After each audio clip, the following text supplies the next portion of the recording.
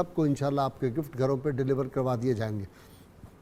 کتاب الشفا سے نسخے کا وقت تو کاروبار میں وسعت کا وظیفہ ہے۔ نماز فجر کے بعد اللہ تعالیٰ کے اسم مبارک یا رحمانوں کا 298 مرتبہ ورد کرنے سے کاروبار میں وسعت ہوتی ہے اور رزق میں برکت ہوتی ہے۔ شرط یہ ہے کم از کم 11 مرتبہ کوئی درود پاک جو آپ کو آتا وضو تلاوت فرمائیں۔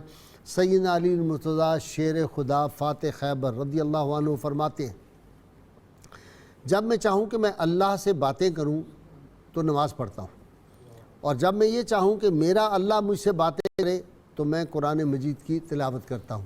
ناظرین کرام، اللہ کریم سے دعا ہے اللہ ہمیں حضور رحمت عالمین صلی اللہ علیہ وسلم کی غیر مشروط محبت اور لا محدود وفاداری نصیب فرمائے۔ ناظرین کرام، میں اپنا فرض سمجھتا ہوں جو موجودہ حکومت آئی ہے، صوبائی حکومت کے سربراہ سے میری گزارش یہ ہے کہ جگہ ٹیکس جو سابق گورنمنٹ نے داتا گنج بخش رحمۃ اللہ علیہ کے مزار پنروار پہ لگایا ہوا تھا وہ جگہ ٹیکس ختم کرے، کیونکہ جنہوں نے جگہ ٹیکس ختم نہیں کیا تھا ان کی حکومت ختم ہو گئی۔ میں ان کو سمجھاتا رہا نئی حکومت یہ بھی ختم کرے، اور ہماری مرکزی حکومت وزیر اعظم خاص طور پر ان سے میری گزارش ہے، اور ان کی اہلیہ جو بڑی روحانی، ان سے بھی گزارش سعودی حکومت سے بات کریں، اور وہ جو ایک ٹیکس لگ گیا ہے کہ جو شخص عمرہ کرنے جائے اگر سال میں دوبارہ جانا پڑتا ہے تو وہ 60,000 مزید دے گا اگر حج کے لیے، تو یہ جو ٹیکس ہے یہ بھی جگہ ٹیکس کی شکل ہے، یہ بھی ختم کروائی جائے اس حکومت سے۔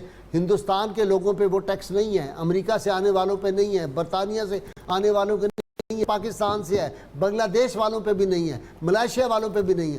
تو خدا کے لیے یہ ہماری حکومت کا فرض بنتا ہے کہ لوگ جو جانا چاہتے ہیں دیار مصطفیٰ صلی اللہ علیہ وسلم میں ان کے لیے آسانیاں پیدا کرنی چاہیے، اور اس وقت ہمارا وزیر اعظم اس پوزیشن میں ہے، انشاءاللہ جب یہ سعودی حکمرانوں سے بات کرے گا تو یہ ٹیکس جو ہے یہ ختم ہو جائے گا۔